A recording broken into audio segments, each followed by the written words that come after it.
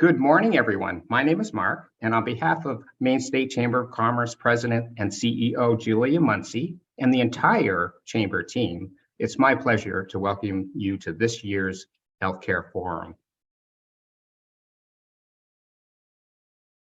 I'd like to begin this morning by thanking our sponsors. Our premier sponsor is Harvard Pilgrim Healthcare. Our principal sponsor today is Anthem Blue Cross Blue Shield. Our break sponsor today is New England Cancer Specialists, and our program sponsors are Cross Insurance, Maine Health, and Martins Point Healthcare. Our webinar series sponsors today are AARP, Central Maine Power, Delta Dental, Eaton Peabody, First Light, Kennebec Savings Bank, and Sun Life Insurance. Here are just a few administrative notes for today's webinar. This webinar is being recorded, and the recording will be made available on our website and YouTube channel, and you can see our website URL there on the screen. You've all been joined in mute just to reduce the sound interference. If you become disconnected from the webinar, please reconnect using the same link. If you have any questions, please use the Zoom chat function at any time during the presentation. Please address your question to everyone. If for some reason you want to be anonymous with your question, please send a private chat to me, Mark Ellis, and I will relay the question for you. It is now my pleasure to introduce to you the Vice President of Maine Market from Pilgrim Healthcare, Bill Whitmore. Welcome, Bill, and thank you for joining us this morning. Morning, Mark. Thank you very much. Good morning, everybody. Thank you for joining us. It's an honor to sponsor this meeting today, which is focusing on the Maine Cancer Foundation and the great work that their very small team does across the entire state of Maine. Thank you, Mark, Julia, and the Chamber for organizing the events as well. And I also want to thank all the other sponsors who are here today for this event as well. Excuse me. Maine Cancer Foundation at its core, and you'll see this, I think, is dedicated to reducing the incidence of cancer in Maine. One of the great things that they do through grants, they support nonprofits statewide, all of whom are engaged in prevention, diagnosis, treatment, and education related to cancer. And we're going to be lucky enough to hear from a couple of those grantees today. We're also going to hear about the Maine Cancer Blueprint, which is significant new work being done to better understand the presence and incidence of cancer in Maine. And this is work, along with sponsoring this event, this work for the Maine Cancer Blueprint is work that Harvard Pilgrim has supported as well. We find, you're going to see, we talk about cancer all the time and how it touches us all, and you'll see some statistics today. And the Maine Cancer Foundation always has done great work, and I think this Maine Cancer Blueprint is going to enlighten us and help us towards those goals of eliminating, eradicating cancer. And I'm going to wrap by I'm lucky enough to get to introduce Ray Ruby, who's the Executive Director of the Maine Cancer Foundation. And I'll just say, if you don't know Ray, then you don't get out much. So thank you, Ray, and to your team for being here today. Thank you, Bill. I think you and I first met about 3 years or so ago. And I can't say enough about Bill and the team at Point 32 Health, Harvard Pilgrim Healthcare. If you're in the nonprofit world, you don't just love your organization. Usually you have a lot of favorites. A couple of ours are talking today. But you know, as you live in Maine and you look around your community, there's just so many great nonprofits, and Bill and his team have supported many of them, not just ours. And that feels good to know that no matter what line of work you're in, organizations like Harvard Pilgrim are trying to make sure to create as biggest impact as possible, whether it's in health or youth or many different sectors in our community. So it's always a blast to run into Bill in person. And it's just wonderful. I think when you're around like-minded folks who care so much about the state, it just makes the work, though tough and difficult at times, it makes it definitely makes it easier. And so thank you so much. I want to thank the Chamber today for this opportunity. Their tireless work, that goes into trying to, as we'll touch on things today, Maine's a big place. And so it's tough to cover the whole state, and the Chamber does an excellent job with Julia's leadership, which we know very well, and we can touch on. It's wonderful to know that somebody's in that position who knows our organization so well, who's a former board member, volunteer, supporter, and it's just fantastic to see her in this position, and it feels really great to have such an ally at the State Chamber. And then also giving nonprofits a platform like today. I know we, thank Harvard Pilgrim, thank the Chamber, but not as nonprofits, we'd often get these types of platforms to kind of discuss our work. I always joke and say it's like speed dating at networking events when we run around and try to tell everyone what we do in 2 minutes, and then we turn around and just try to say the next thing to the next person. So this is rare, and we really do appreciate this time and everyone being here today. So again, thank you all for joining and sitting in and listening. I know it's a gorgeous day outside. Nobody's going to fault you for turning your screen off and taking this call out on your deck or walking the trails somewhere. These slides are just a guide. It's really what we have to say is most important. So feel free to step outside and listen in. But if there are any questions at any point during the webinar today, as we cover many different things, not everything Maine Cancer, and often we don't know everything as well. So if there's things that we can't answer today, we would love to, if you pop a question in the chat, we will do our best to follow up with you afterwards to answer your questions if it's about a specific need or a specific subject. So just want you to know we're not ignoring it. If we can't get to it, we will be sure to follow up for sure. But feel free to ask questions throughout the day. And so I think what I'll do here is share my screen. Let's see. Does that look like it's in presentation mode for everyone? I'm not sharing any of my secret notes.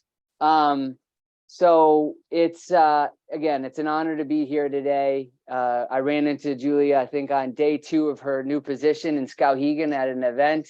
And I said, hey, we've been up to a few things at MCF, especially over the last 7 or 8 years. And I'd love to let you know some of the investments. And I thought we were going to just have a cup of coffee, but instead she's giving us 90 minutes. So this is even better. And so there's a lot of great things to cover today. But what we really want to get across, to all of you is that who we are.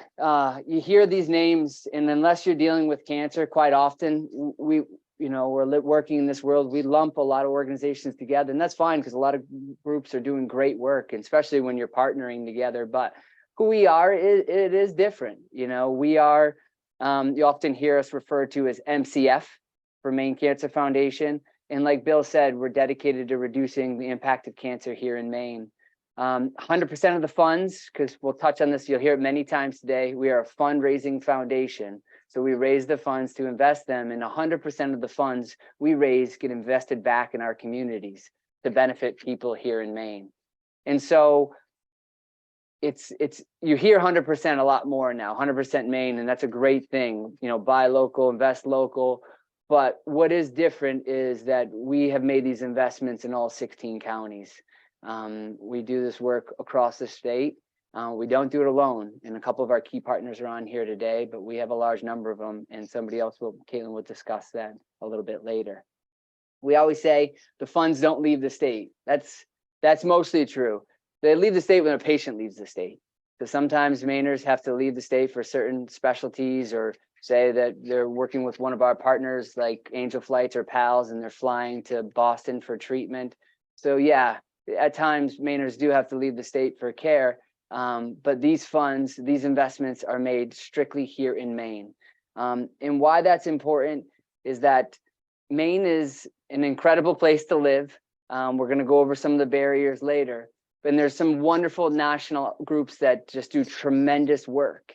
But what we've seen and why we think we exist is we believe that, you know, those investments don't often come back to Maine. And they often don't come back to some of the most rural areas that might need it the most. So what Maine Cancer Foundation truly believes is that the way we can have the greatest impact is by keeping those investments here in Maine. You're looking at 7 staff. For some nonprofits, that's a lot. For us, you know, we count ourselves as small and mighty. You know, what you're seeing here is a collection of people who care deeply about the state of Maine. You know, and I'll just go across. At the top, you have Trisha and Danny, and then Brian, me wearing a hat, Caitlin, and then we have Allison and Kelly, who's on the call today.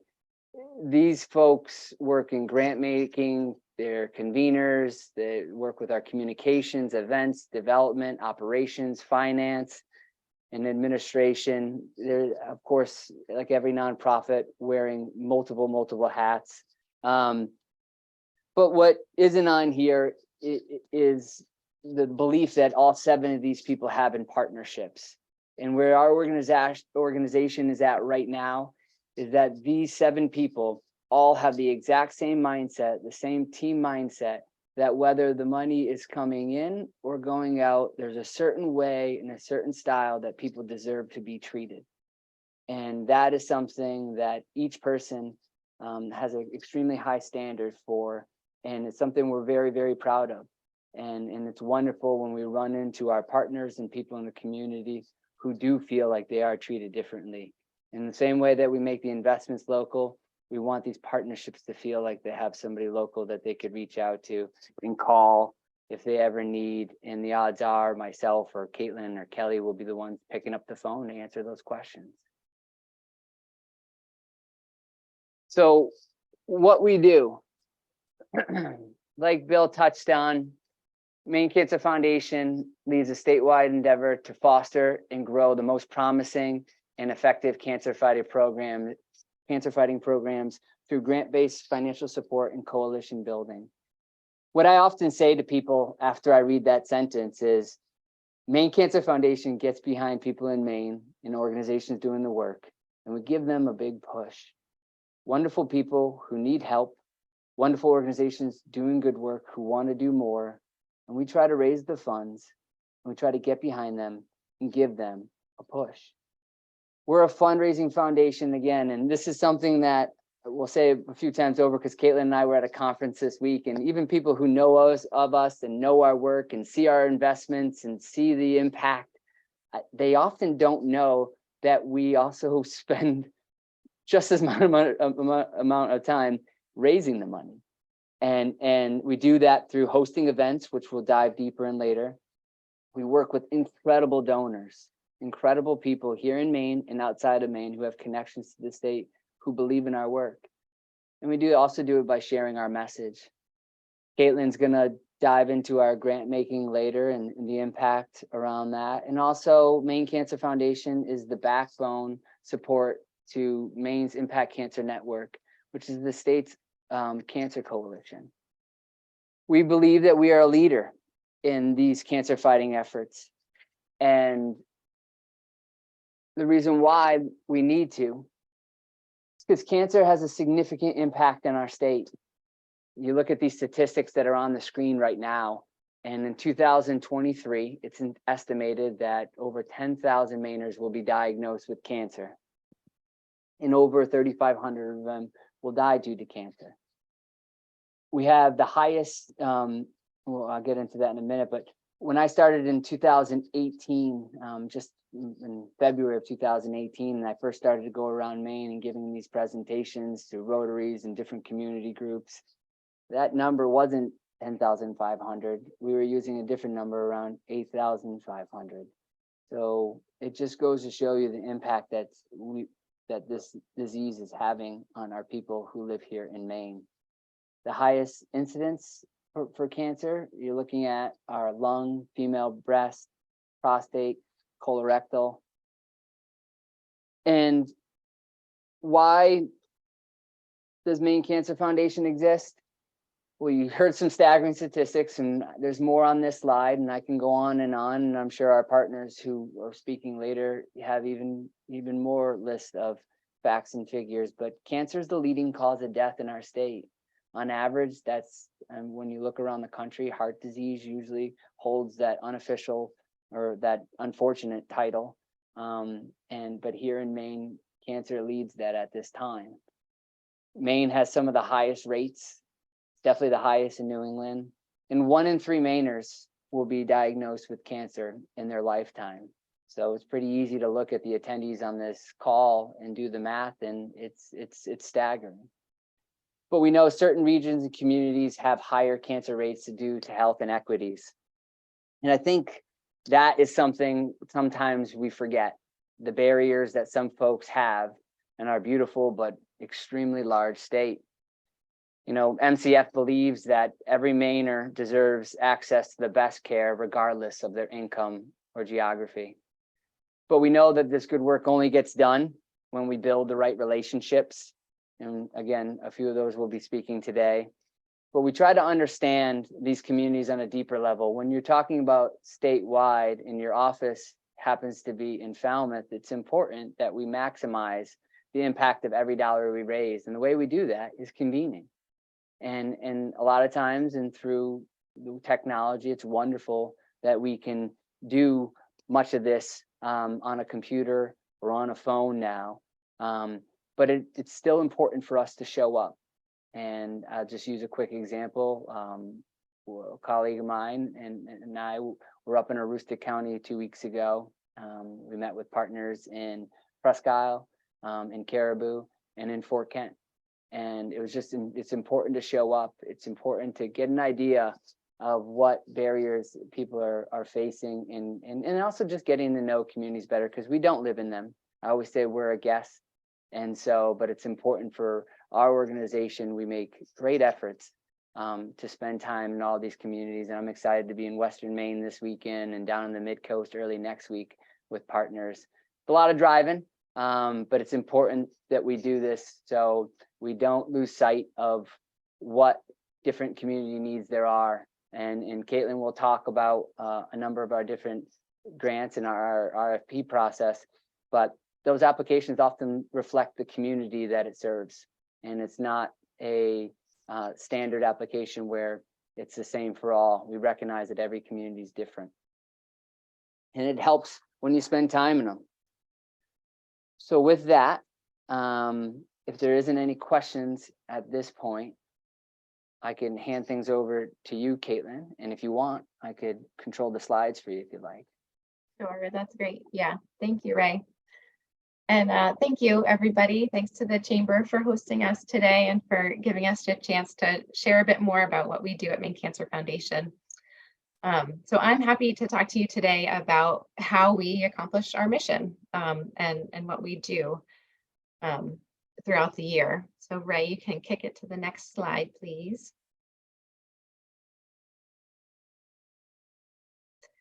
So our programming. So in order to support our mission that Ray spoke of, we invest in evidence-based programming through grant making around 3 different areas. So our main goals, of course, our mission is to reduce the impact of cancer, and our main goals within that mission is to improve cancer prevention, increase cancer screenings and early detection, and ensure access to care for all Mainers. So that's the main focus of our grant making. And in addition to that grant making, as Ray had mentioned, we convene our state's cancer coalition to address cancer in Maine on a broader systems level. And next slide, please. So our approach, as Ray had mentioned, we sometimes think of ourselves a little bit differently here at Maine Cancer Foundation. As a fundraising foundation, we have a really unique sense of philanthropy and what it means to be a funder, and then also an organization who is raising the funds ourselves. So we're really committed to trust-based philanthropy and breaking down barriers that can exist between funders and applicants and grantees. We try as much as possible to say, please pick up the phone, please send an email, you're going to get in touch with somebody. Typically, if it's grant related, it'll be me or my coworker, Trisha. So we just like to have folks know that there's a face behind the applications, there's a face behind the whole RFP process. And we're always happy to talk about ideas and answer questions at any given time. So we really, trust our partners. It's just how we do business. We're positioned as a leader in the state and have a pulse on what's happening related to cancer throughout Maine. But as Ray said, we also know that each organization knows its community best. They know what's going to work for their population, for whatever's going to work best in their community. So we trust that those organizations have that knowledge, and we want to support them as much as possible. I think we talk about Maine as a big, small town, but we know that there is uniqueness to each area, unique needs and unique situations. So we put the onus on our partners to understand and know their communities best. We also know that real change takes time. It takes time and resources. So Maine Cancer Foundation is committed to having grants that are larger in size. Our average grant is around $30,000 to $50,000 in a year. And we know that time or projects take time, especially when we're thinking about public health or larger, population health projects. We know that in a given grant period, a 1-year grant period, not that much can change. So most of our grants are 2-year grants or larger grants. As far as how we do our grant making, how we carry out our grant making, we put out requests for proposals around various topic areas. So this year in particular, we already have put out a cancer screening RFP. We currently just closed a tobacco prevention and treatment request for proposals, and those grant applications are under review at the moment right now. We also later this year will be putting out a transportation and lodging support request for proposals to help patients get to their care. So those are our broader RFPs. We put them out and then sort of see what applications come in. We do as much as we can targeted outreach and spreading the word as much as possible and trying to make sure we reach different populations or organizations that support individuals who are disproportionately impacted by cancer. But that, is definitely an area where we want to make sure the word gets out as much as we can. We also support organizations whose missions align with Maine Cancer Foundation's through general operating support grants. So these are not like traditional project-based grants. They're general operating, meaning the grant does not have to be tracked in the way that others do. It is a grant to support the mission of an organization versus a specific project of the organization. In addition to those RFPs, we put out the opportunity for discretionary grant applications throughout the year. Knowing that there are many different topic areas and evidence-based ways to address cancer that support our mission, but maybe don't fit into these smaller or the broader topics, there's opportunity for discretionary grants throughout the year. And that's a really collaborative process between Maine Cancer Foundation and an organization. And we work together to help an applicant craft their project and then before submitting the final application. In addition, we have task force mini grants for the state's Cancer Coalition, and these are really smaller, quick win projects that get people working together and perhaps could pilot an idea that could then be replicated elsewhere. So all of our grants go through a rigorous grant review process in which we pull together a group of content experts, individuals with lived experience, board members from Maine Cancer Foundation, and staff members. And those folks, each review committee reads applications, scores them on a scoring rubric, and then comes together to discuss the applications and make funding recommendations. Those funding recommendations then go to Maine Cancer Foundation's executive committee on our board for final approval and review. And then the decisions are made. One piece about Maine Cancer Foundation that's always been really wonderful, in my opinion, I've been here for 8.5 years, and there just has always been this ability to identify a need and say, maybe we want to learn more about this information because we think it'll be impactful for the broader good. So we're able to conduct assessments or conduct research when there maybe isn't research already existing. So it helps inform our grant making, but it also helps inform the broader landscape of cancer in Maine. One just quick example I will share is around transportation. A few years ago, we were just struggling to figure out, are we doing the best that we can with our transportation grant making? Is it having the biggest impact? So we decided to partner with an evaluation firm to understand what transportation looks like for cancer patients in Maine. So mapping out where the treatment centers are, where patients are coming from, how far they're traveling. Matt Dexter, who's on the call, and others would be able to attest to the fact that some Mainers are traveling over 100 miles to get to their cancer care. So when you're thinking about somebody who maybe radiation is part of their treatment, that radiation protocol may be radiation 5 days a week for 6 weeks at a time. So thinking about that length of distance traveling and that with that frequency is such a high burden on cancer patients in Maine. So all that to say, we're able to, conduct research where there perhaps isn't research available, and that helps others, hopefully helps others with accessing other funding, writing grant applications, and then informing their own work as well. All right, Ray, next slide, please. So these just are our 2022 grant totals to help provide some context. Of course, in 2023, we're still just halfway through the year almost, so we don't have our totals yet. But if we look back to last year, we awarded almost $2.3 million in 43 grants throughout the state. The grant topic areas, as I had mentioned, they can be varied from cancer screening to tobacco prevention and treatment, cancer patient support, patient navigation, transportation and lodging for cancer patients, hospice support. So there's quite a bit of variation in our grants. We have a list on our website of the different grants that we've awarded over the last number of years, so please feel free to take a peek at that.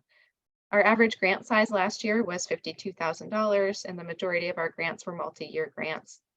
The last bullet here, the Maine Philanthropy Center each year puts out a ranking of the top 20, I believe, or top 15 philanthropy organizations in the state. And Maine Cancer ranks number 12 based on our investments.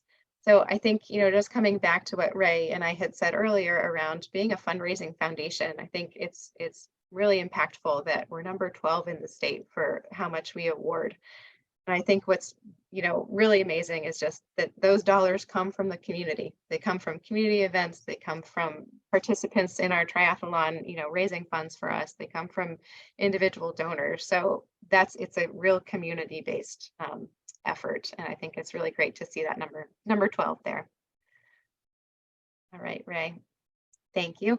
Okay, so our grantee partners. So as we said, we have a couple of our wonderful partners on the call today.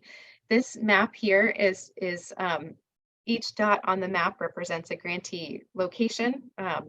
Some grantees have received different grants in a number of different topic areas. The colors, you can see this whole map on our website. The colors represent the different topic areas for each grantee. But what we always say is that, these maps or these pinpoints on the map note one location, but many of our grants are either regional or statewide. There are ripple effects from each of these points on the map that really reach Mainers across the state with cancer prevention, cancer screening, and access to care. So we're really proud of the partnerships that we have. As far as our broader reach over the last number of years, we shifted our grant making away from research towards what we're doing now and over 8 years ago. And in those 8 years, we have invested $16 million, over 303 grants throughout the state. So what that entails is it includes, hiring staff, implementing programming, improving workflows, engaging the community, and supporting cancer patients. So the ripple effects of that $16 million can be felt statewide, and we're really proud of that work. Right now, we have 87 open grants. Each year we award about 40, and because they're multi-year, they kind of, can grow exponentially. So we're at 87 open grants right now. And I'm so grateful. My coworker Trisha is not on the call right now, but I'm so grateful for her support because she's, helping with all of the conversations with all those 87 grantee partners around reporting and updates about projects and all of that. All right, Ray, next up, I think is my last slide. So what I spoke of before was all of our grant making work. And then another significant part of Maine Cancer Foundation's work is our coalition building. So this is the state's cancer coalition that Ray and I had mentioned. Maine's Impact Cancer Network. The mission is to reduce the impact of cancer on individuals and communities in Maine through collaboration and systems improvement. So where grant making is really targeted, working with individual organizations doing the projects, this network of individuals, they come together to address cancer in a really collaborative, system-wide way. We have about 500 members in this coalition, which is incredible. What is unique about this network is that it follows the collective impact model, which is a way of working together.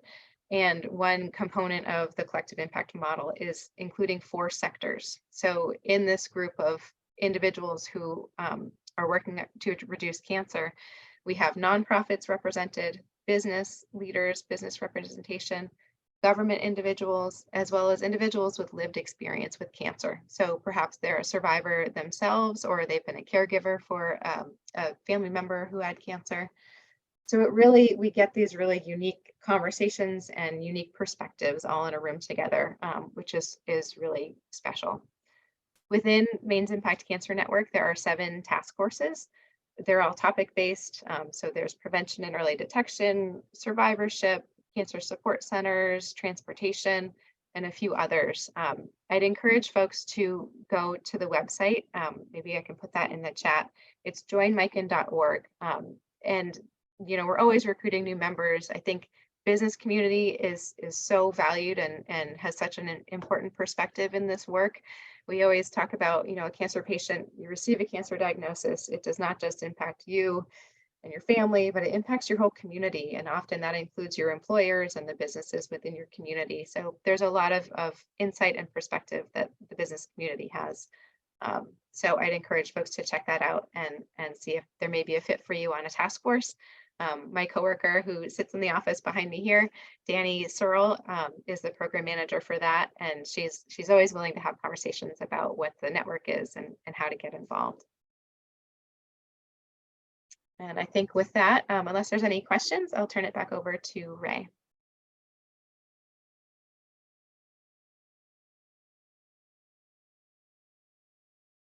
All right. I don't see any questions at this time. Caitlin, thank you so much. I did a terrible job of introducing Caitlin because I just talked about her the whole time in the beginning, but Caitlin oversees and is the director of our programming. And I think what she touched on very quickly about how to be a good partner and listen and try to respond to grantees when they have questions before submitting applications. I was recently again on the road, and a member of an organization made sure to mention to me that he said, we do not have a relationship with other funders like we have with Maine Cancer Foundation. And I just want to thank your team, and this is led by Caitlin's efforts, of when we have a question or a staff member has moved on or there's a little, as real life happens, I always know I could pick up the phone and talk through the issue with Caitlin and staff to see what we can come up for a solution. And there's always a solution. And that's what a community foundation should be, is somebody who can be there for you when you have questions and when things aren't always perfect. And so we strive for that, and it's just great to hear that from partners. So I will jump into, Bill touched on Maine's Cancer Blueprint, and that is something that Maine Cancer Foundation is it's an initiative that we're extremely proud of. And what it is I can't go too deep into it today just because it's not live just yet, but we wanted to make sure to use this opportunity to touch on it. And what we were creating with others is a go-to source for monitoring cancer statistics here in Maine. The purpose of it is to create Maine's first comprehensive cancer blueprint to increase knowledge and awareness of issues related to cancer, expand access to care, and support lifestyle changes to reduce cancer risk by exploring inequities and variations in cancer rates. We're going to do this by examining factors that may influence cancer risk and analyzing how factors such as social determinants of health, race, ethnicity, insurance status, and socioeconomic status influence health outcomes. So the goal is to provide a credible and detailed data points that will inform our grant making and programming efforts by MCF to support targeted interventions in the solicitation, of course, of more diverse and sustainable funding mechanisms for our organization. So this approach is we're working with an organization called Human Services Research Institute, HSRI, and they're supporting MCF in identifying and creating measures right now that will report variations, again, in cancer incidence, mortality, costs, screening rates, and access to care across Maine. We've never seen anything like this here in the state. They're using data in this way. We don't know of another a blueprint like this across the country. What we're trying to do is, we know we have a real problem here in the state, and we went over the cancer statistics at the very beginning, and we're trying to look at this as a unique approach to target some of our programming. So Caitlin covered our RFP process. What this blueprint hopes to do is not only would we be, so for example, I'll use one example. Earlier this year, we awarded a number of screening grants covering the top cancers here in Maine. What this blueprint should show us is the most real-time, most accurate information targeted across the state to seeing where we could have the greatest impact. So though we might have that same process, we might purposely put certain amount of money aside, purposely reach out to certain partners in communities that show us that, let's say, for example, a certain population in a certain age in a certain county have higher lung cancer rates or aren't going in for screening tests soon enough. This blueprint is going to provide us with the best information possible. And when I say us, like everything we do at Maine Cancer Foundation, it's about reducing the impact of cancer in Maine. We don't own it. This is something that we want to make available for our partners, for our grantees, for the health systems. This is something that we want to make sure that it can inform not only our work, but the work of others. And we've had an advisory group that's been gathered for over 2 years now. And we've solicited their feedback along the way to make sure it is going to be a tool that will help them do their work on top of ours as well. Again, it's been 3 years in the making. There's a lot of people to thank. We hope to have that this is an online tool by the end of the month or at the start of next month. There's so many partners to thank. Bill and Harvard Pilgrim, I have to start with them just because financially they believe in this project since day one, as we first started to present the idea to folks. But then there's a lot of other partners that are on this call. I know New England Cancer Specialists has volunteered a number of their time, and Dr. Evans and their team have reviewed information. You know, Anthem has been at the table since the beginning as well. It was also on this call as part of the advisory group. So it's been a collection of folks across all sectors. We're very proud of this. We know that there'll be gaps and there's holes, and that's the reason why it's going into phase 1. It was specifically look at lung cancer for the first phase. And then after we kind of work out some of the kinks and see how we can make some improvements, we'll look at the other top cancers as well. So again, it's something that I, talk with Mark. I have everyone's contact information. My hope is that I will be able to follow up in the next month or so with that tool, so you all can be some of the first to kind of see how it could either work in your community or some of the partners that you work with. But something we're very, very proud of. A lot of time and effort has gone into it, but we're excited that it could really benefit the people of Maine. So as I hand things back over to Mark for as we take a quick break to show, I think, a video. I just want to take this opportunity before he hits play on that, is just that, New England Cancer Specialists, who's also on this call, is another wonderful supporter of ours, and has not only do they often serve on our board, volunteer at our events, but also have sponsored, I'll go into our top 3 signature events later on this call, but they are a big supporter of all 3 of our major events. Not only that, but a number of community events as well. So just a proud partner of ours is New England Cancer Specialists. And so with that, Mark, I'll hand this short break over to you. Thank you, Ray. I appreciate it. And I've been surprised. We have a pleasant surprise this morning. Ed Graham is actually with us on the call. And Ed, are you there? I am here. Can you hear me or see me? I can hear you. Wonderful. Thank you, Ed. Well, great. Thank you so much. And Ray, so nice to see you and hear your comments. I know we prepared a video in part by virtue of we thought I wasn't going to be able to participate, and I'm happy to share that if you'd like. But more so, I wanted to share not only my thanks, both personally as a new Mainer, relatively, I'm in my first year, but when I've traveled around the country quite a bit, and what I've observed here with not only the Maine Cancer Foundation, but generally the esprit de corps within the state of how do we tackle this issue of cancer is unlike that which I've experienced in any other of the states that I've either worked or lived. And I think that's a testament not only to the individuals and the commitment of the individuals, but the organizations.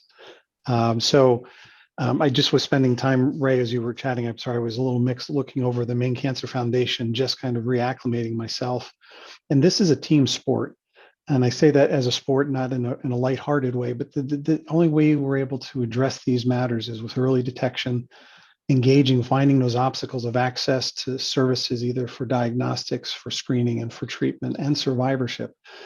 In the world of cancer care, from my non-clinician experience, this is probably one of the most exciting times ever, just in the event that there's so many more options to be able to identify at an earlier stage cancer and more effective treatments that have different and better outcomes and less toxicity. And yet that, again, doesn't happen even in our organization alone. It's a team effort. I feel so fortunate to be surrounded by a group of individuals who were when the exception is the routine, it's no less exceptional. And that happens every day. And I just wanted to share with you two experiences I had recently, and it speaks to some of the earlier comments I think that someone made. I think it might have been maybe you, Ray. So I was going through infusion, and oftentimes if you go through a space, you'll see if someone wants to connect or if they don't. And it ended up that someone kind of caught my eye, and there were two different situations, and one ends up being a husband and wife, both of whom had cancer. They travel over an hour and a half to come to care. In this case, they were coming every day. They would do nothing but come here because of the relationship they have with the team and the providers, but they spoke to the team that surrounds them in their community in terms of being able to give them the freedom and access to come. But then I also know that there are individuals who don't have that situation where it's hard to, can I borrow a vehicle? Will it work? Is there gas money to get there? Do we have enough responsiveness to the issues of access associated with not having broadband access, even to be able to bring virtual things?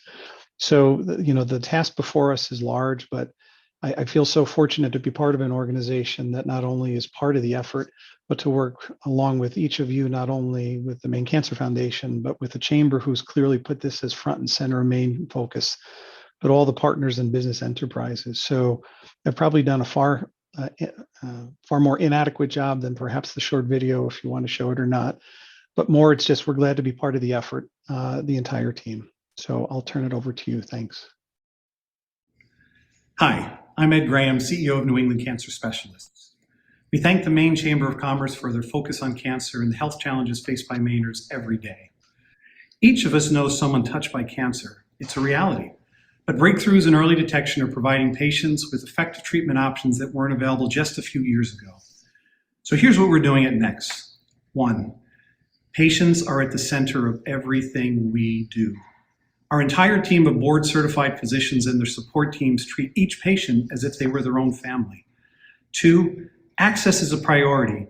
Many of our patients get in to see our specialists in 3 days or less, and in some cases the same day. Time matters, and our physicians and staff always make room for patients in need.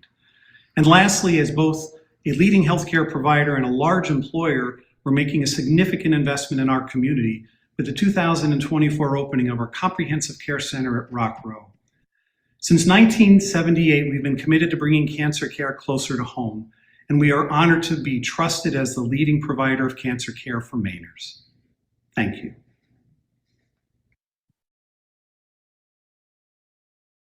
Thank you, Ed. Did you have anything you'd like to add?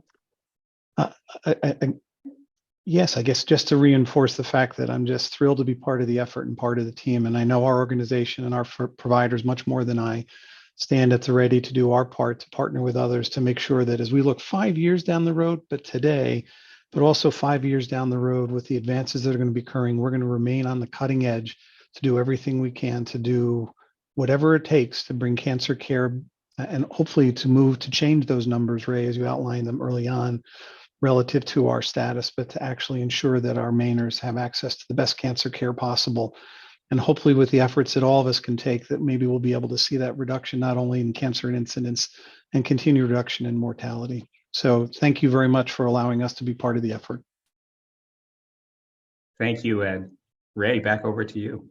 Yes, thank you, Ed and Seth, for joining the call today and all that you do for our organization and a lot of organizations here in the state.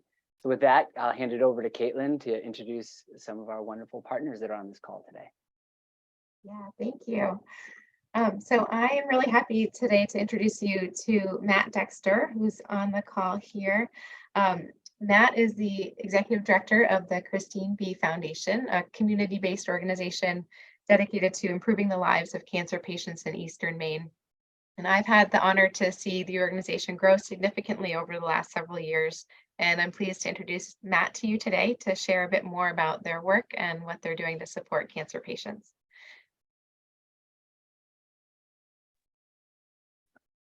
Hi, everyone. Caitlin, thank you so much. And Ray and the State Chamber, this has already been a great morning. And I'm excited to share a little bit more about what cancer means to me personally and the work of the Christine B. Foundation. Let's see if I can share my screen. All right. Hopefully that's up and good. Thank you. Thank you. Some thumbs up. All right. So like Caitlin shared, my name is Matt Dexter. I'm the Executive Director of the Christine B. Foundation. We're a service providing nonprofit based in Bangor, but we cover over 11,000 square miles, primarily of Eastern Maine, supporting children and adults affected by cancer. And we're one of many proud, honored partners that are funded by the Maine Cancer Foundation. So really briefly, I won't touch too much on the statistics and figures because Ray and Caitlin shed light on them a little bit, but I really want to dive into what the Maine Cancer Foundation and other donors make possible through the Christine B. Foundation and the work that we do. It's hard not to say this again, that cancer is the leading cause of death in the state of Maine.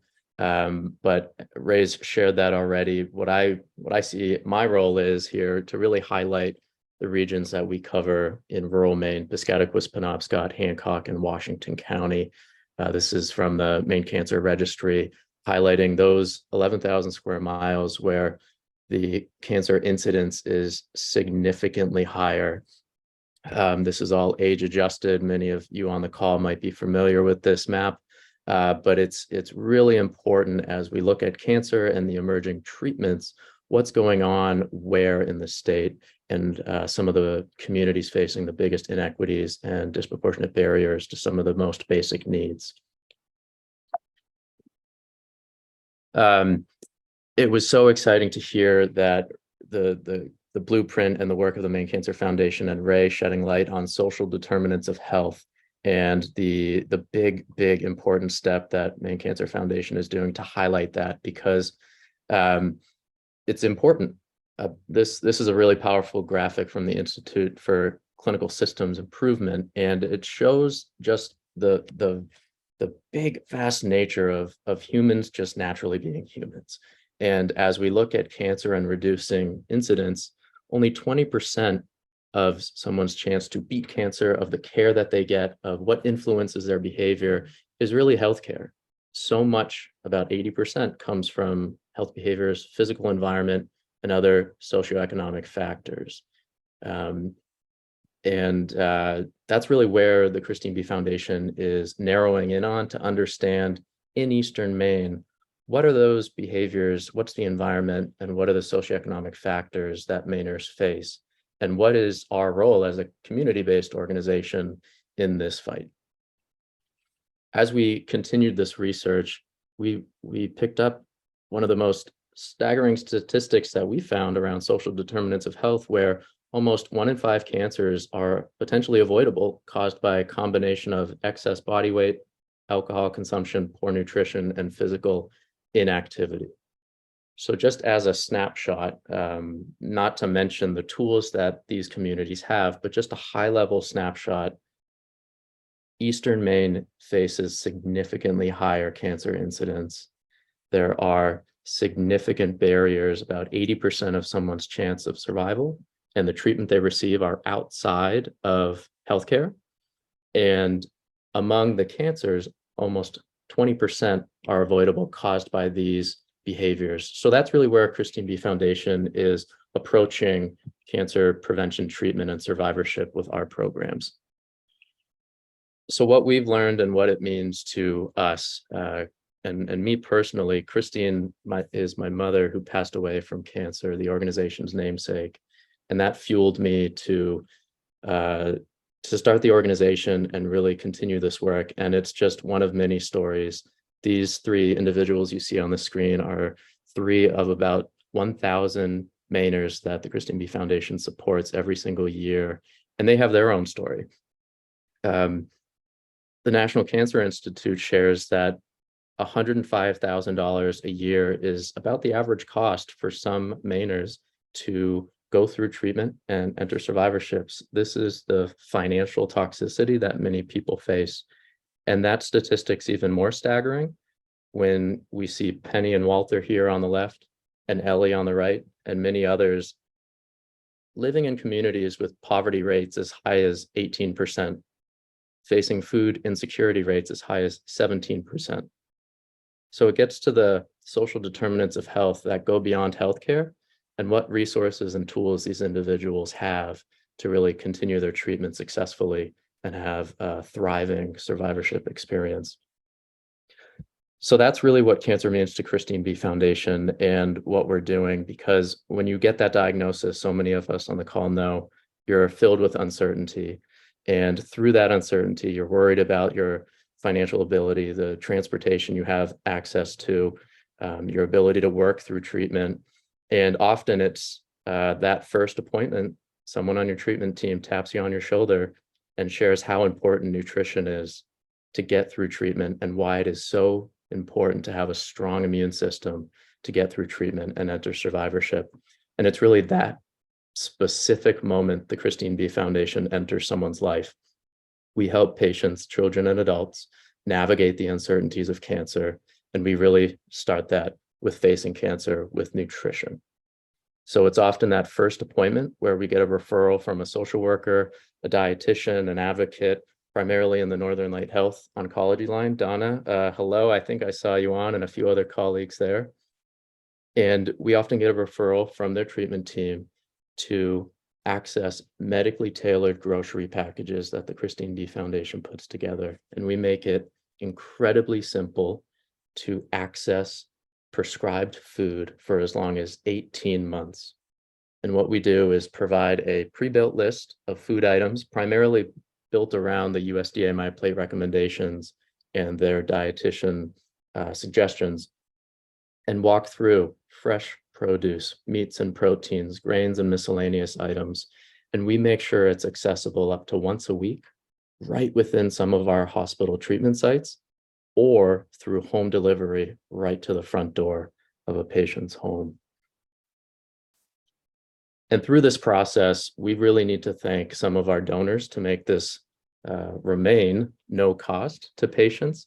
It's quite an expense to keep this program running, but partners like the Maine Cancer Foundation truly believe in this work and see the health outcomes improved.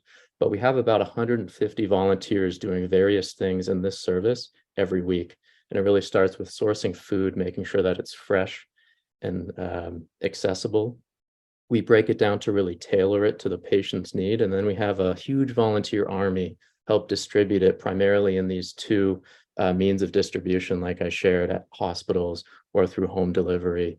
And this is all in an effort to make sure that nutrition can become a standard of care, really starting with the most basic, making sure patients can access food.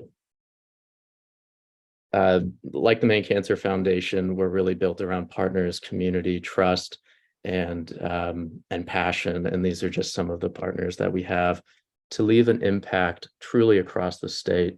Ray shed light on his trip up north with a colleague, and just showing up, and funding from MCF helps us do that. And each pin on this map illustrates a home that we're able to go to. And since the program started 3 years ago, excuse me, the Christine B. Foundation has been able to support nearly 2,000 Mainers with the equivalent of 400,000 meals picked up at their treatment site or right at their front door. And it's truly improved health outcomes and quality of life. And it's only possible because of community partners and donors. So as we look at this standard of care and this emerging practice of preventing and treating cancer, I really just want to shed light on what's coming up and what could happen in the future and what is emerging. Our partners at Northern Light Health, Northern Light Cancer Institute are incredible, and they really strive to be an accredited Commission on Cancer accreditation site. And nutrition is one of those standards, but there's so much more that can be done. And collectively as a state, there are many health systems and community-based organizations working together to do that, but we need a lot more help. And like we shared how social determinants of health, much of the outcomes go beyond healthcare. There's a big role for community-based organizations to not only face cancer with nutrition access, but make sure that we can provide nutrition education. And that's really where oncology dietitian counseling comes into play, where nutrition, exercise, and lifestyle counseling can be provided to really address that 18% of cancers that are potentially avoidable caused by these behaviors and lifestyles. We're incredibly excited to build on this system of providing medically tailored grocery packages to expand access to nutrition-based treatment provided by a registered dietitian nutritionist. There needs to be more. There needs to be more registered dietitians. It's an incredible clinical evidence-based intervention that every patient should have access to, because the outcomes of that care are incredible. And I say this because we're proudly working with many partners, but specifically Yale Smilow Cancer Center and their School of Public Health, to bring some of their research done by their oncology dietitians up to the state of Maine to just demonstrate how health outcomes, healthcare costs, and quality of life can improve, not only with what they studied, access to oncology dietitians, but complement that with our service of medically preferred foods, medically tailored grocery packages, how greater health outcomes could be met, how healthcare costs could reduce and quality of life could increase if both of these interventions were just a standard of care. And we're really excited to move this along. And it is only possible because we have the trust and backing of funders like the Maine Cancer Foundation. And as the Maine Cancer Foundation and other partners invest so much into us, we know that it's hard, and we're one of many partners.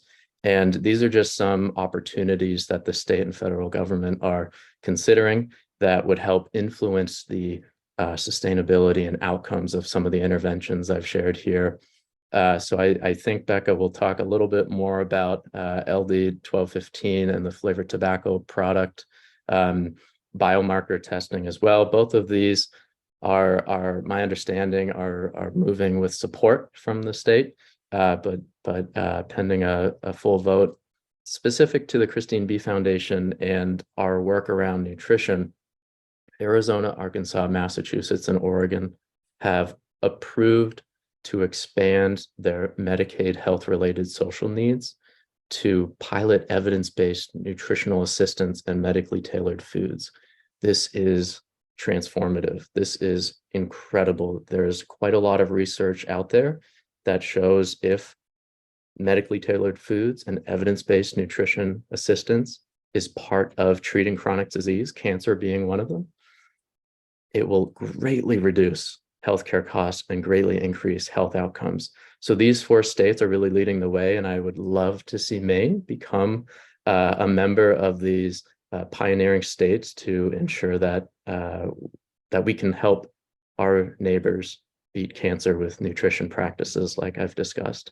And on a federal level, I think I saw Carol Woodcock. I don't know if you're still on the call, Carol, but with Senator Collins's office, Senator Collins is actually sponsoring the Medical Nutrition Therapy Act. Currently, it's in the Finance Committee, but this act would actually expand the reimbursement for dietitian counseling, that medical nutrition therapy I was discussing, to make sure that those with a cancer diagnosis can access this service. Right now, medical nutrition therapy is not accessible when you're on public insurance, where many in Eastern Maine, that's the only insurance they have access to and can afford.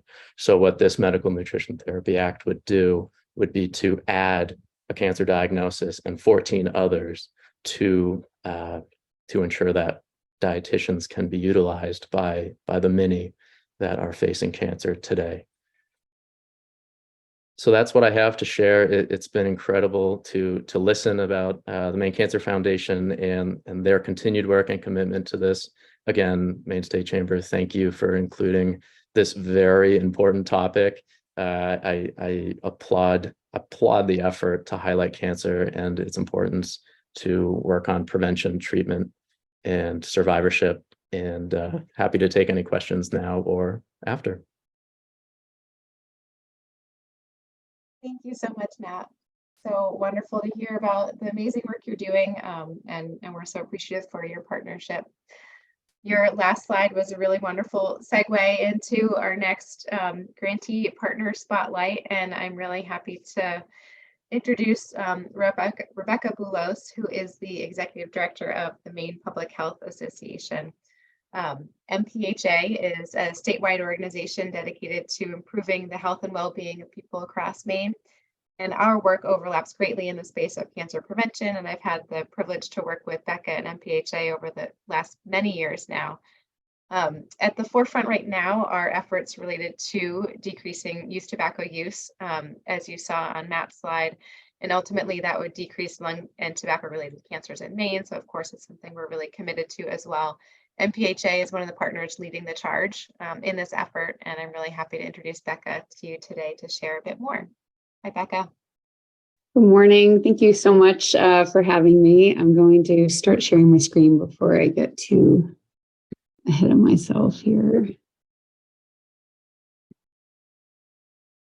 So yes, good morning, everybody. As Caitlin said, my name is Becca Boulos, and I'm Executive Director of Maine Public Health Association. I feel so fortunate to be here, and I just want to echo the appreciation to the Chamber and to Maine Cancer Foundation for allowing Maine Public Health Association a chance to talk about an issue that we've been working on.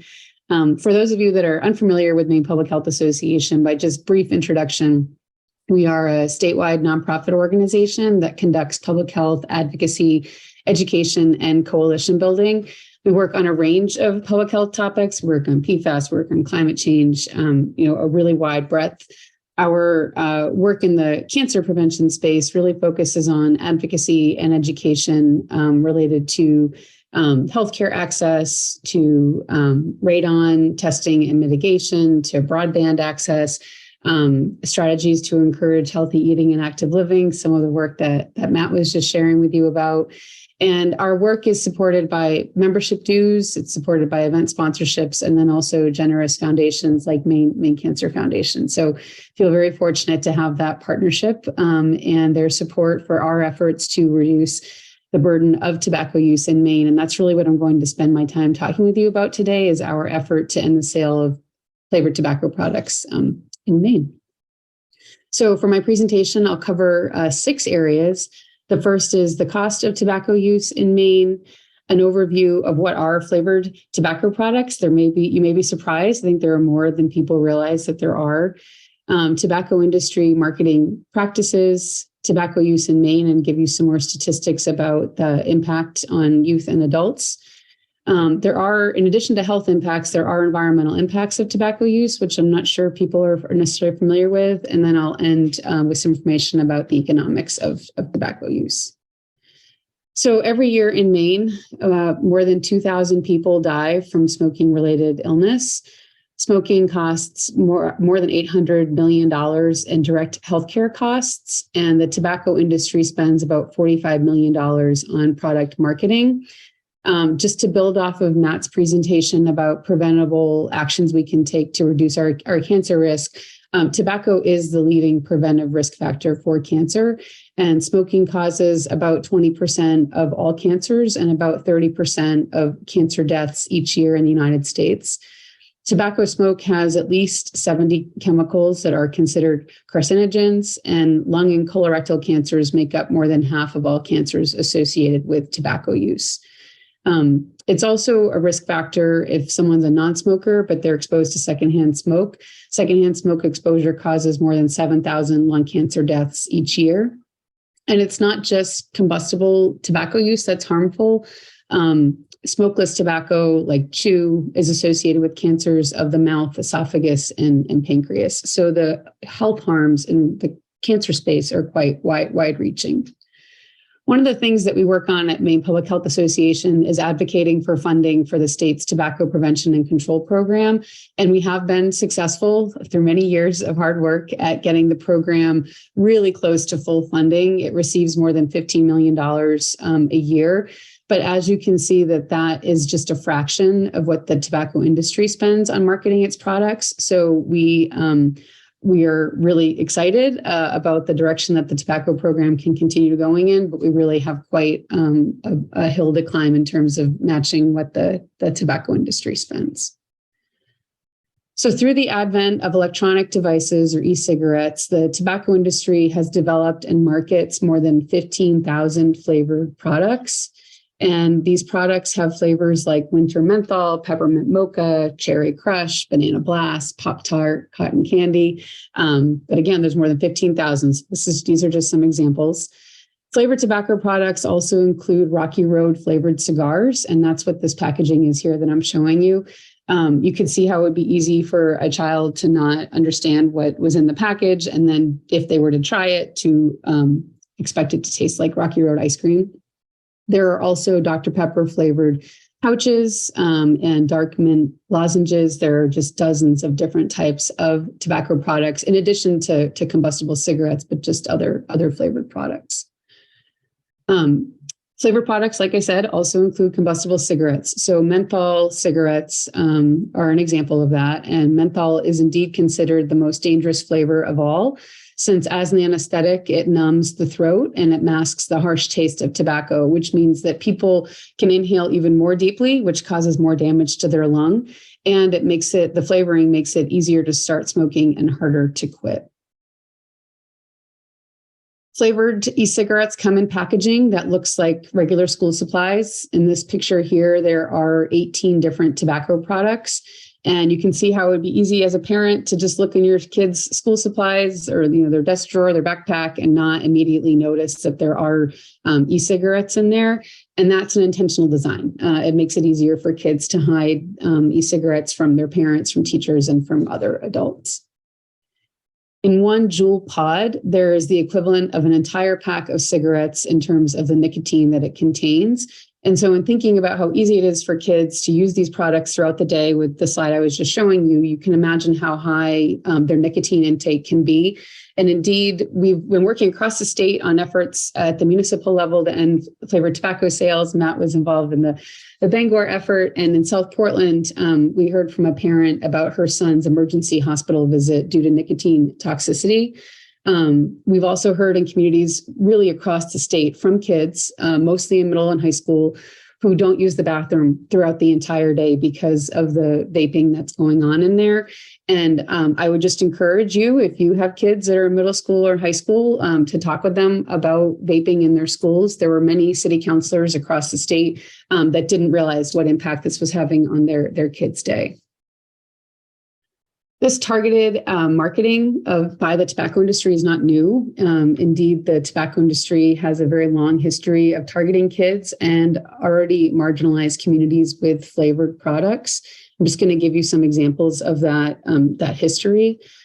These are examples of advertisements targeting the Black community. with women. There is a add-on here that takes advantage of the women's liberation movement with "You've Come a Long Way, Baby."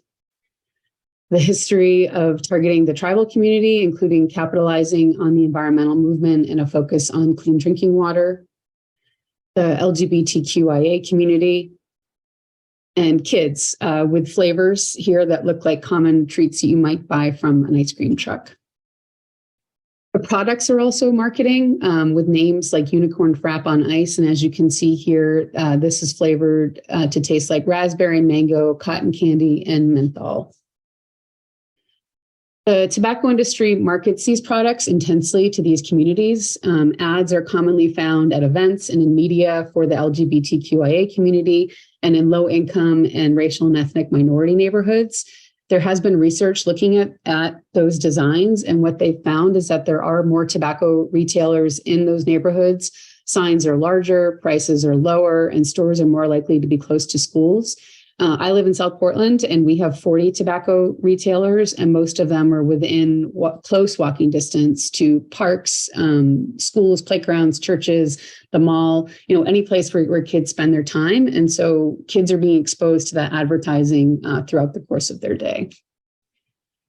The industry uses these tactics because they work. Indeed, 4 out of 5 kids who have used tobacco started with a flavored product. 85% of youth and 90% of young adults who use e-cigarettes use flavored products. And 70% of teens who use flavors cite that as the reason that they're using tobacco. The results of the targeting are devastating. 85% of African-American adults who smoke use menthol cigarettes. 70% of Black youth who smoke use menthol cigarettes. So it's not just an adult phenomenon. LGBTQ adults between 18 to 24 years old are nearly twice as likely to use tobacco as their non-LGBTQ peers. And 95% of adults start smoking by age 21. And I really want to put a fine point on this. The tobacco industry's use of flavors, and especially menthol, really does drive and perpetuate structural and systemic inequities and health disparities. The industry targets populations already experiencing health disparities, and that worsens their health outcomes through economic and health security through the use of these products. As an example of the tobacco industry's marketing, in the 1990s, the industry ran a marketing campaign called Project SCUM, S-C-U-M, and that acronym stood for Subculture Urban Marketing.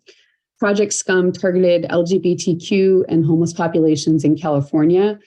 And so it's not new. I mean, I guess that's the point I'm trying to make, is that this is a longstanding history. And the targeting of these populations that experience marginalization is common. And it includes all the populations that I was talking about earlier, women, the Black community, LGBTQ. It's also people who have mental and behavioral health challenges, people with low income, and people living in rural areas. So there's a wide-reaching net across populations that already experience health disparities.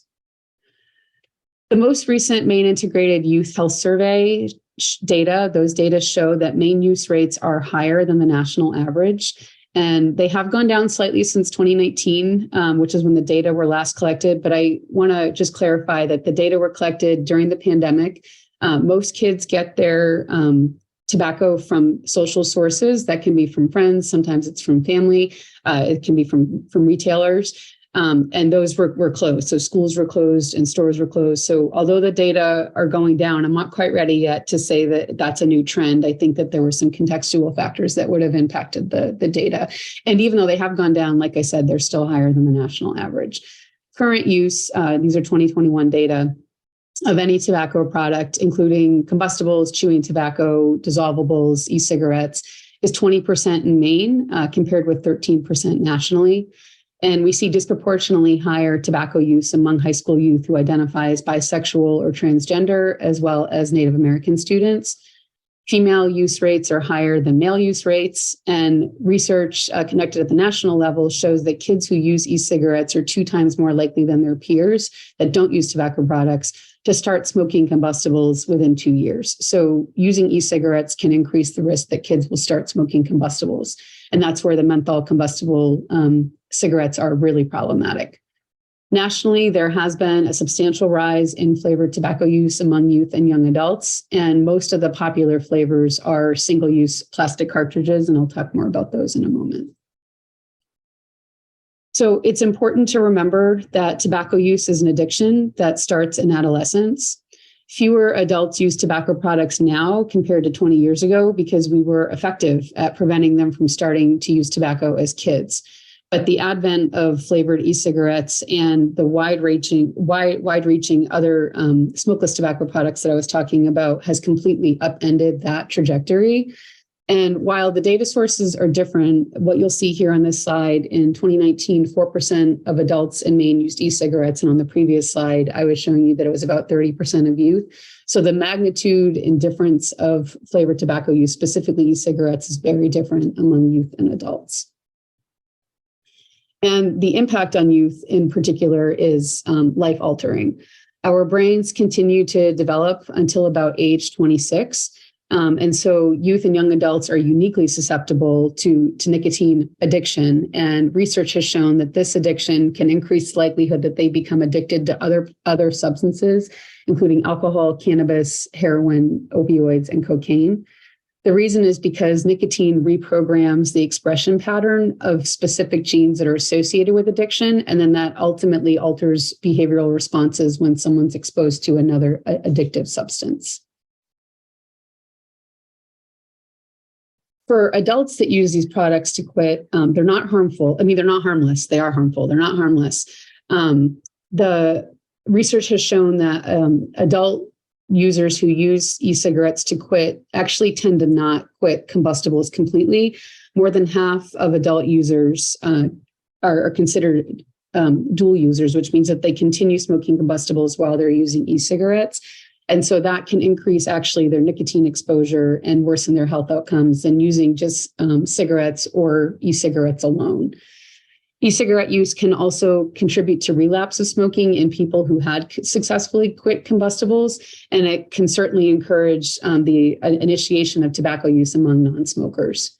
In addition to nicotine, e-cigarettes contain other harmful and potentially harmful ingredients, including ultrafine particles that can be inhaled deeply into their lungs.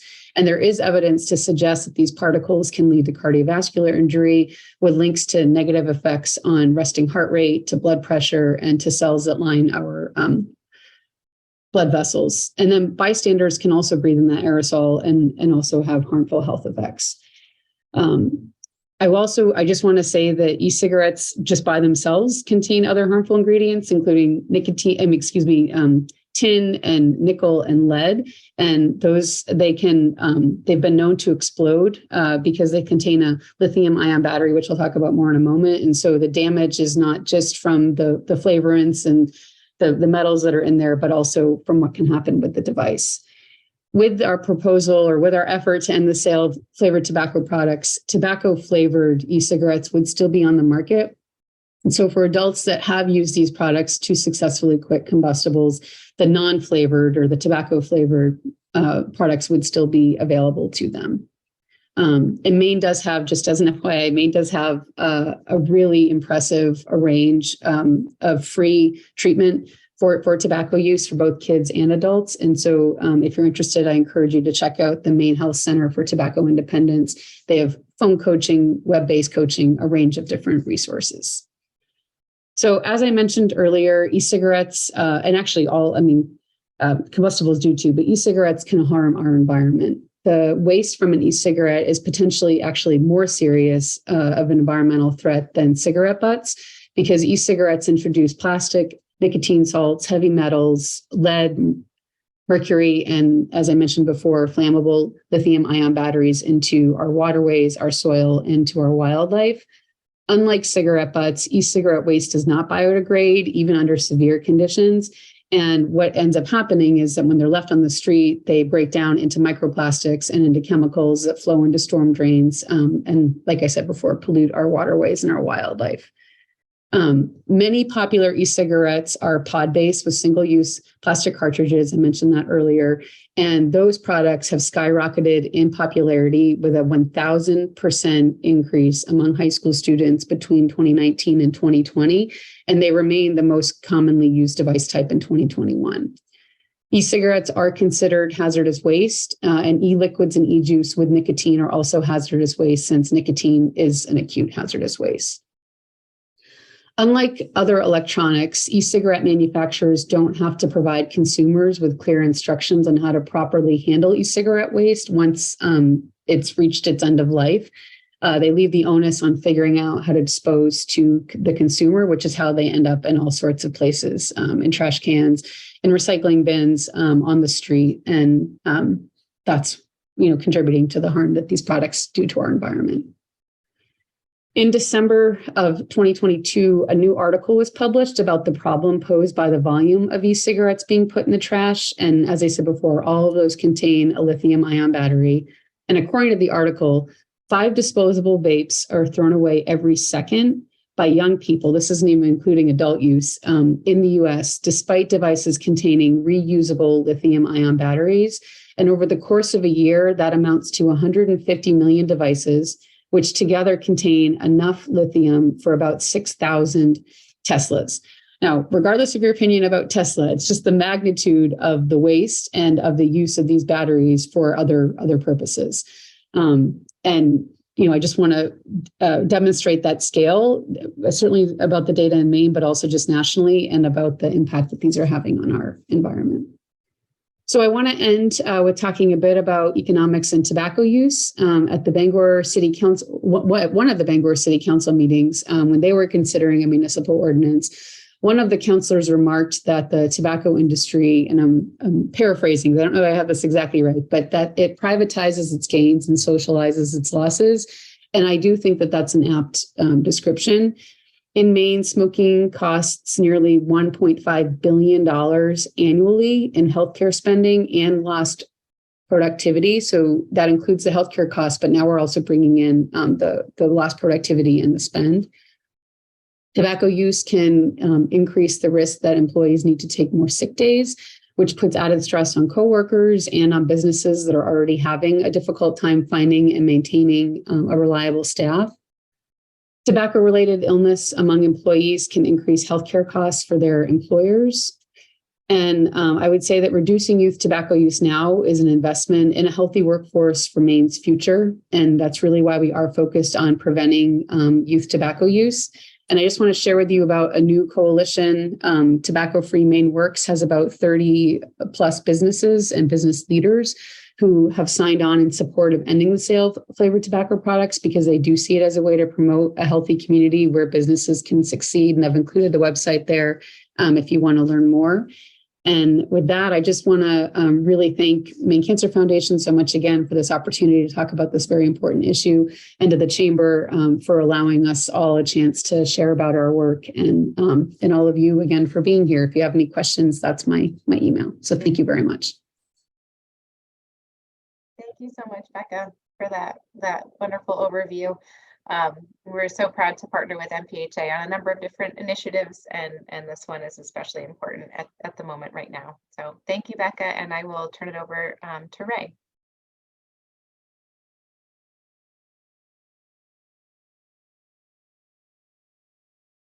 All right. So we have just a few more minutes, and what I want to cover is, first thanking Matt and Becca for their sharing what their wonderful organizations do, but why it motivates us to go out and raise the money. So as a fundraising foundation, this is done through primarily some of our biggest support comes from 3 major events. And so the goal is for us as a community foundation, not to keep the money in the bank, but to put it back into the community. And there are 3 largest events that help support this work: are Try for a Cure, Mary's Walk, and Sugarloaf Charity Summit. These are 3 events that happen throughout the year. Try for a Cure is in its 16th year. This event is Maine's largest one-day fundraiser. It's raised over $20 million for the state of Maine in our work in the last 15 years. It is not a race, it is an event. And if you've never been, it's probably one of the most special things to be a part of. It will be taking place this July. We need volunteers. And so if you want to learn more, tryforacure.org. Again, incredible event. And we cannot thank our corporate partners enough. A number of them are on this call, and the participants who raised the money to have us reinvest it back in the state. And you heard from a couple of those great partners today. Mary's Walk, 25 years, over $4 million raised. This is the ultimate community event down in Saco, Biddeford. If you've never been, it's, you know, from folks who might be using a walker to kids in strollers. It is all ages and all community members, and it is so special. And as I travel the state, I hear about Mary's Walk probably the most out of the events, based off of people that have lived in that community or who've been dragged to the event because they're a business owner. If you're not there, there's a problem. And it's just it's a sea of people when they start walking, and it's really quite special. And that took place last March, and we'll be accepting a $200,000 check this weekend from them in that event to support our work. And then Sugar Love Charity Summit. Not too many organizations, or not too many events have been around for 20-something years that reinvent themselves. And COVID did that for this event. There was always missing link. It was always a great time. Go up, have a good time, raise money for a good cause. And it benefited 3 beneficiaries, Maine Cancer Foundation being one of them. But there's now an on-hill component that wasn't there, which kind of pushed people outside more with the pandemic. And now this last year, that event raised a record-breaking $400,000. And that event is now nearing $4 million raised.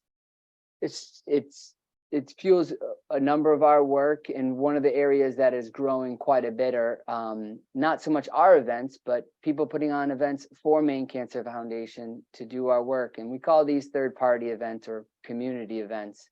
You see it here on the screen, Flotilla to Fight Cancer, the Don Campbell Band, bunch of boats tie up in Casco Bay, 2 lobster boats go back to back, and half the band's on one half of the lobster boat, and then half is on the other. It has raised over $50,000 last year. And just significant community awareness around it as well. You see in the middle, Jive, an organization that is rapidly growing, and they put on a spin-a-thon for us for the last 2 years. And again, raised, I believe, over $50,000 last year. And in Cancer for a Cure, you see Lori Vornis there. You know, we all have a connection to cancer, and people want to do something about it.